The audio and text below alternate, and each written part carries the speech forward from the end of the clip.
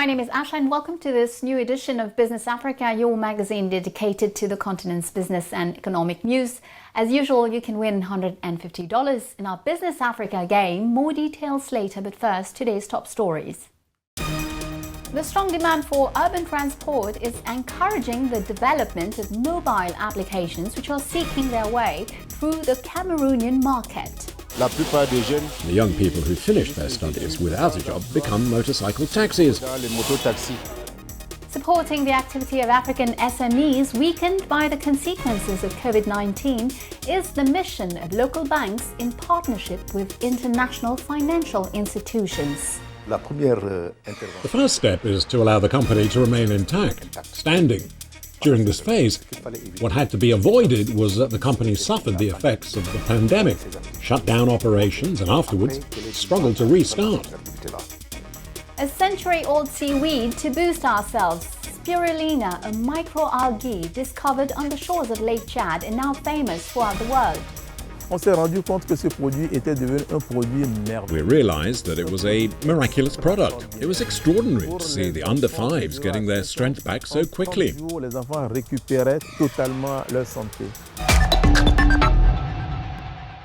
Let's head for Cameroon, at the heart of a truly bubbling sector, urban transport by taxi. For many inhabitants of Douala, the economic capital, getting around requires patience and can sometimes become a hurdle for many. However, it is neither the cars nor the motorcycles that are missing. While local authorities are multiplying strategies to make the sector more fluid, passengers are constantly inventing tricks to find a taxi more easily. It remains to be seen whether the mobile applications seeking to establish themselves in Cameroon will change the situation. Let's find out with our correspondent in Cameroon, Abubakar Siddiq Munchili. The Endokoti crossroads in Douala, Cameroon's economic metropolis. In the hustle and bustle of the big city and the deafening sounds of motorcycles and cars, pedestrians, jostling like bees in a hive, are on the move. Some are looking for a taxi. Finding a taxi in Douala is not easy. Here, as elsewhere, the motorbike is the most popular and readily available form of transport.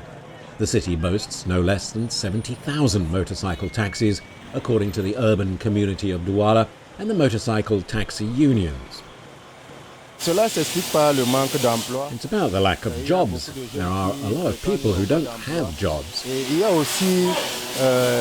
There is also the political aspect. The politicians have promoted it to provide employment for the youth. It's the reason most of the young people who finish their studies without a job become motorcycle taxis. Trained or not, and often barely operating within the law, motorcycle drivers have made transporting people their livelihood. The sector is very lucrative for them, as well as for the city's taxi drivers in their yellow cabs. You can earn 3,000, 4,000, 5,000 a day. When demand is high, you can earn 5,000. As in many other African cities, the motorcycle transport sector may be revving up, but it also adds to the general chaos on the roads. And with often little regard for comfort and safety, Douala city authorities often act to impose stricter regulations on the industry, in particular when it comes to safety. Quite a challenge in a city where the population is growing by the day, and so is the need for transport. Alongside the ever-present motorcycles, the city's taxis remain ever popular. Despite the challenges, they continue to meet the huge demand. Unlike most other cities in Cameroon, many taxis in Douala have their own way of operating. It's different from an urban city like Yaoundé, for example, or elsewhere. In Douala, a taxi ride means designated stops on the way.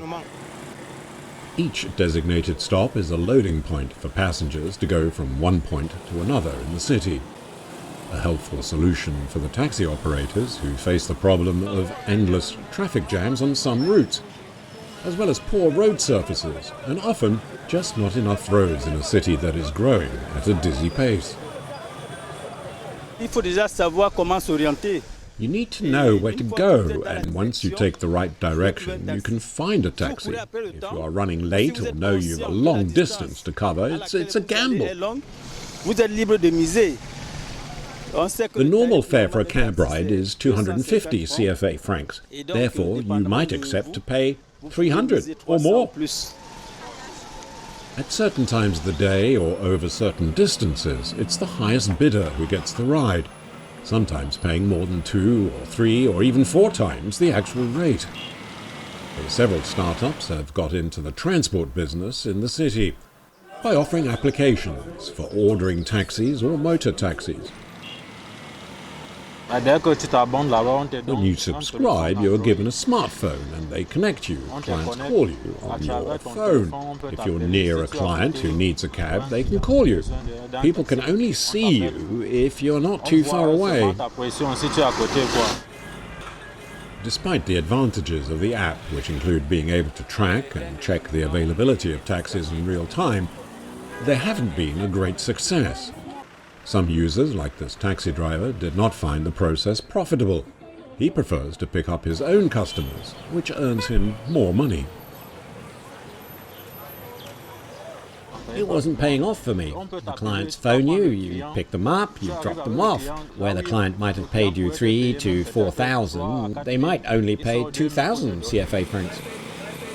However, the modernization of this sector in the wake of the development of digital technologies is essential.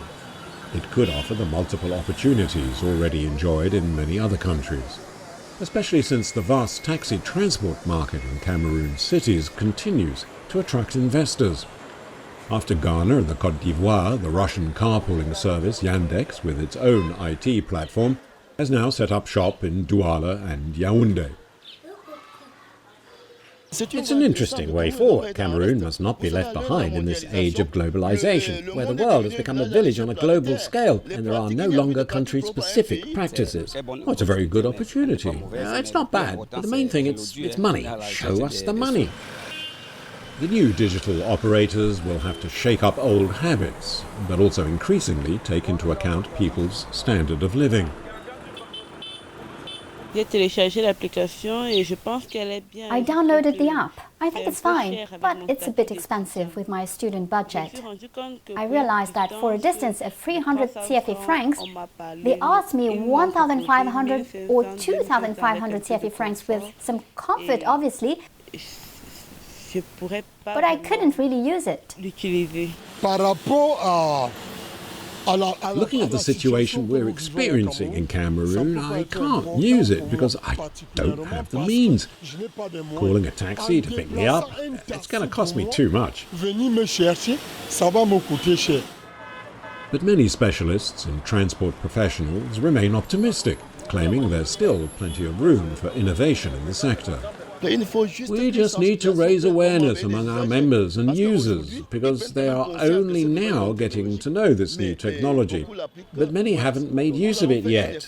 We are trying to continue informing everyone and ensure that it does become a real asset for our people.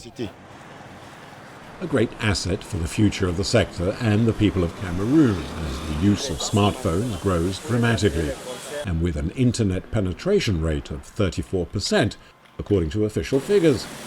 Enough, maybe, to encourage more customers to order a taxi using their smartphones, if prices are fair and affordable. The fourth wave of COVID-19 may be plateauing in Africa. This was indicated by the World Health Organization, which specified that this wave was brief, but just as destabilizing. The continent now has more than 10 million cumulative cases, and the Omicron variant has been detected in 30 African countries. But while the overall figures are down, it should be noted that West and North Africa are currently experiencing an increase in cases. And COVAX, the international system that pools the distribution of COVID vaccines, announced that it has delivered more than 1 billion doses to 144 countries. This result has been much slower than the World Health Organization had hoped for, and on the continent, the difficulties of administering vaccines are still there.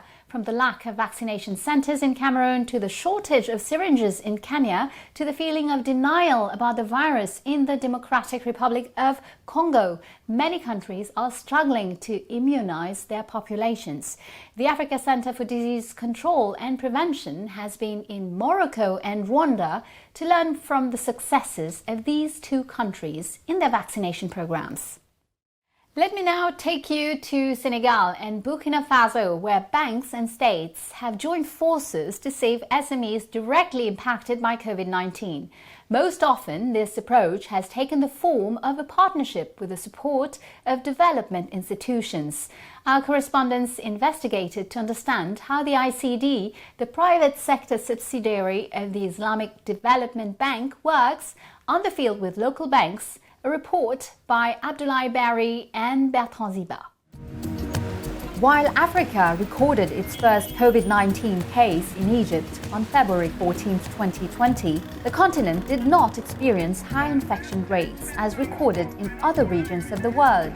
But the economic and social impact of the pandemic remains quite severe, in particular for SMEs. The collapse of international demand, especially Chinese and European, combined with state health measures, have caused local consumption to drop drastically. African and international development institutions associated with public and private banks are doubling efforts and resources to support SMEs impacted by the pandemic. The ICD, the Islamic Corporation for the Development of the Private Sector, is a great example in sub-Saharan Africa, supporting several vital sectors such as cotton in Burkina Faso or groundnuts like here in Senegal. The first step is to allow the company to remain intact, standing. During this phase, what had to be avoided was that the company suffered the effects of the pandemic, shut down operations, and afterwards struggled to restart. We are 300 kilometers southeast of Dakar, in Cameroon, exactly where the Lansar company has known a solid growth in groundnuts since 1997. A strategic sector for Senegal, which supports a large part of the rural population. Today, executives of this SME have high ambitions and are preparing for the emerging global demand recovery. Our goal is to process 100,000 tons per year. Now, we cannot reach our goal yet, and also for refining and an oil mill to install. In 6 months, we will put this in place and make oil and refined oil. The crude peanut oil is exported, and the refined oil locally. An investment financed by the National Bank for Economic Development, BNDE, with the support of ICD, which has set up a €12 million credit line specially dedicated to reinforce the resilience of African SMEs to cope with the impacts of COVID-19. For Lansar, one of its clients, the bank has set up a specific line of credit. This time we decided to innovate by financing its equipment in the form of leasing, and the total amount is 787 million FCFA. We are in the first phase of its financing because the overall need of Lansar exceeds these 787 million. It is 20 billion because its objective, of course, is to go to grinding but also to refining. An industrial project which should participate in the recovery of the country's economic growth, but also in the reduction of unemployment and poverty. On an economic perspective and in terms of jobs, you can see that 210 people are employed every day, including 60 permanent staff and 150 seasonal workers. For me, this company allows some people to stay here and not go to Dakar to look for a job. It has a bright future, and we have to do it here in Senegal. Note that 2/3 of the rural population today grows peanuts. From a social perspective, it feeds many families in Senegal. So Senegal has an interest and an obligation to support this sector. For Senegalese SMEs, La Société Lansar and Celle d'Afrique, both in agribusiness, Bio24 in the medical sector and the transport company Sahel Bamtare are all the beneficiaries of the COVID fund for an amount of 10 million CFA francs. For BNDE, this partnership with the Islamic Corporation for the Development of the Private Sector has opened the doors to other institutions and therefore other sources of funding. Thanks to the ICD, we have other institutions that have joined. The BOAD came, the AFDB came, Afrexim Bank is accompanying us. Today it is a moment of pride for BNDE to have supported more than 70 companies to the tune of 7 billion CFAF and helped to have saved more than 7,000 jobs during this period. Burkina Faso is a good illustration of how development institutions and private banks can successfully put in place financial resources that meet the needs of SMEs in the face of COVID-19. With an annual production of nearly 3 million tons of cotton, the so-called African white gold is the other economic pillar of West and Central Africa. On its own, it supports 15 million small producers and accounts for 40% of export earnings. But this idyllic picture should not hide the difficulties encountered by SMEs in the sector, which have to face the vagaries of the climate and world prices, and for 2 years now, the economic and social impact of the pandemic, like here in Burkina Faso. It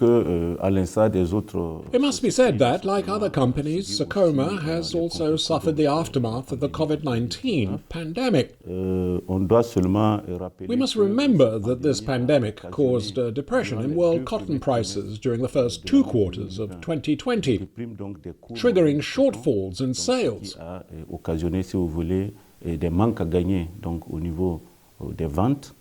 This pandemic has also caused delays in the shipment and sending orders. In this case too, a partnership between a private bank, Chorus Bank International and ICD enabled to set up a credit line to meet the needs of these Burkinabe SMEs who wish to strengthen their transformation capacity. Burkina Faso is only transforming 5% of its production today and meet the increase in international demand after COVID. It's the plan of Sakoma. We have the project for the construction of the 4th unit within Sakoma. It was a project that dates back to 2017, before the COVID-19 pandemic, and also before the security crisis in eastern Burkina Faso. This is a new plant which will have a capacity of 45,000 tons of seed cotton per year for 150 days of work. With an annual production of 80,000 tons of cotton and a turnover of 45 billion CFA francs, the company has nearly 900 employees and supports 60,000 farmers.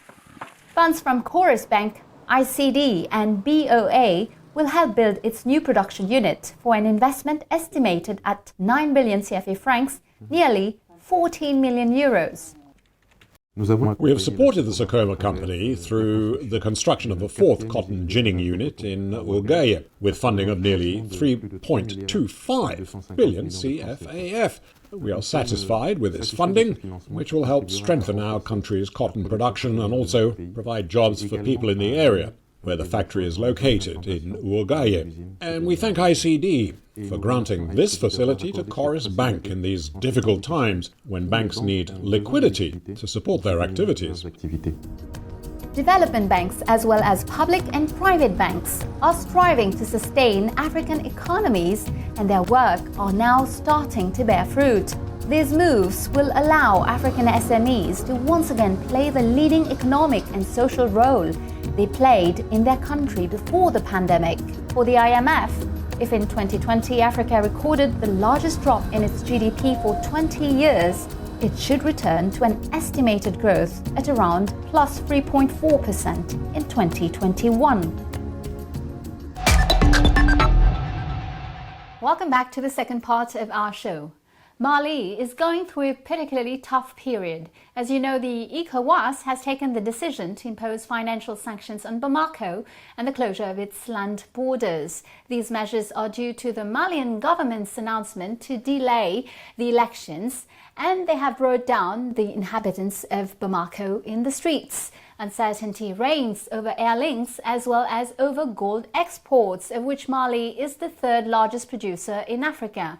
Adding to it the death of former President Ibrahim Boubacar Keïta, who was overthrown in 2021 by a military mutiny led by current President Colonel Assimi Goïta. The competition continues to rage in East Africa to serve the most isolated regions on the continent. This is how Tanzania aims to become a real regional transport and trade hub. To do so, the country decided to build a railway line that could connect the port of Dar es Salaam to its more remote neighbors, such as the Democratic Republic of Congo. It has just signed an agreement to build a $900 million, 282-kilometer rail link between the Tanzanian town of Uvinza and Burundi's capital, Gitega. And Twitter is back in Nigeria. The ban on the social network in the country lasted 222 days. It came following the deletion of a message from Nigerian President Muhammadu Buhari by Twitter last June. To facilitate its return, the social network nevertheless had to resolve two concessions, such as the appointment of an official representative who will act as an interface with the federal government. The suspension of Twitter is estimated to have cost the Nigerian economy $1.3 billion in lost revenue. Let's now talk about a super rich and healthy food, but also a good medicine, spirulina, a microalgae that has become very popular since the 70s. At that time, it was found in the form of dry cookies sold in markets around Lake Chad.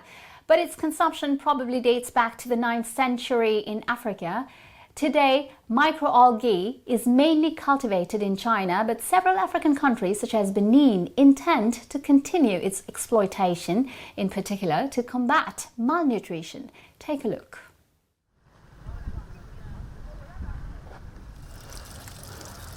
Discovered in Lake Chad in 1950, this algae is something of a miracle worker. Just 5 grams a day taken as a food supplement will cure a severely malnourished child in a matter of weeks. The algae, known as spirulina, has more than its fair share of vitamins, minerals, oligoelements, and proteins. It also regulates cholesterol levels and boosts the immune system of HIV/AIDS patients. Added to that, the precocious plant will increase resistance to fluent malaria, Africa's #1 killer. Countries such as Benin soon realized the algae's amazing potential. At the SPU, or Spirulina Production Unit, Roger Kublenu Adunkpe and his team are cultivating the plant to help solve a particularly pressing problem. 43% of under 5s in Benin suffer from malnutrition. À l'aide de la spiruline d'importation, Using imported spirulina, we cured 30 or so children in as many days. moins de 30 jours. On s'est rendu compte que ce produit était devenu un produit merveilleux. We realized that it was a miraculous product. It was extraordinary to see the under 5s getting their strength back so quickly. Les enfants récupéraient totalement leur santé.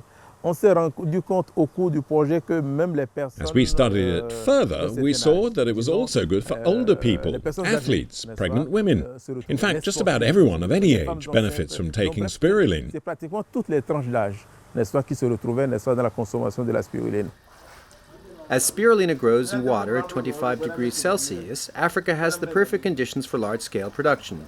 But warm water is not enough. Successful cultivation demands hard work, strictly observed conditions, and sufficient resources to deal with problems such as storms that disturb its growth. There are also problems with poor infrastructure, an unreliable power supply, and a lack of equipment.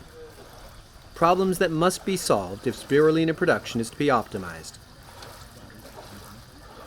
La spiruline, c'est une microalgue.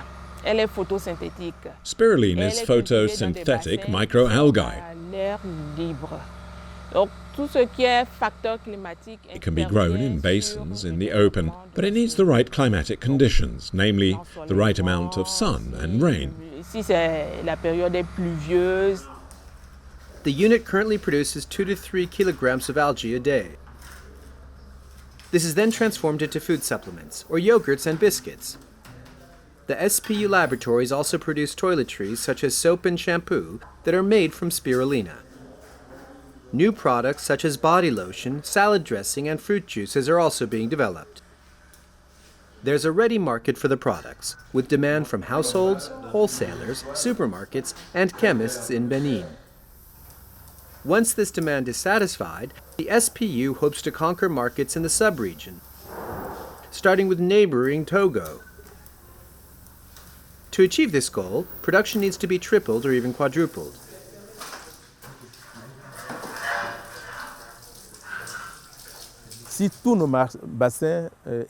If all our available basins were producing spirulina, we would be producing 2 to 2.5 tons a year. At the moment, output is 800 kilos, because our production facilities are worn out and we don't have the resources to renew infrastructure.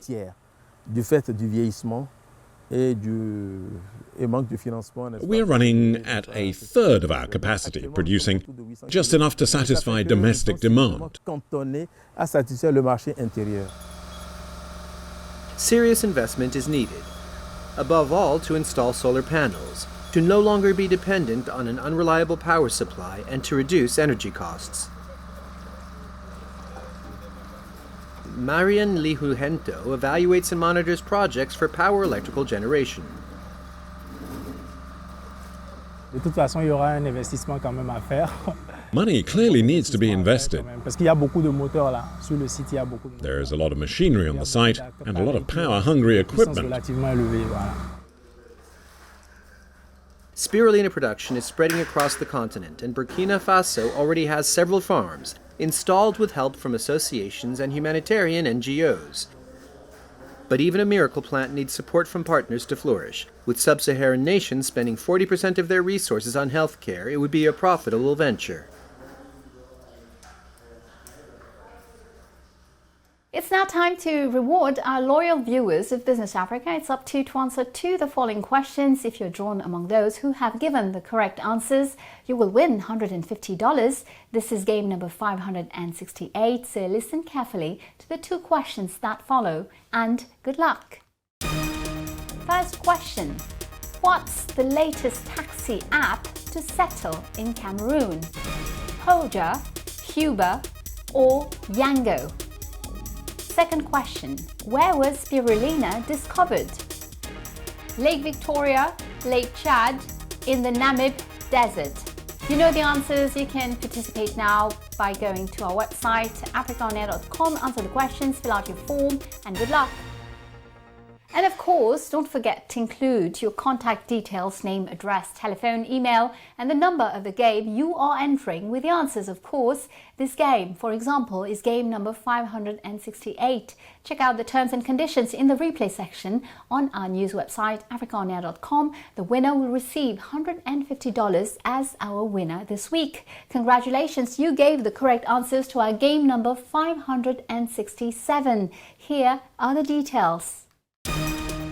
First question, where is the Beninese organic farmer Femi Kochoni based? The answer is Turi Basito. Second question, how many students are there in Grace Rulendi's training program? The answer, about 20. Well, that's it. Business Africa is over for today. I'll see you next week, same time, same channel, for a new edition of Initiative Africa. I will speak to Valentin Bozo, Managing Director of the GMAC, the CMAC Electronic Banking Interbank Group. In the meantime, you can of course catch this program again on our news website, africaonair.com, as well as on all our social media channels. Feel free to share, like and comment using the hashtag Business Africa. Take care of yourselves and see you next week. Goodbye.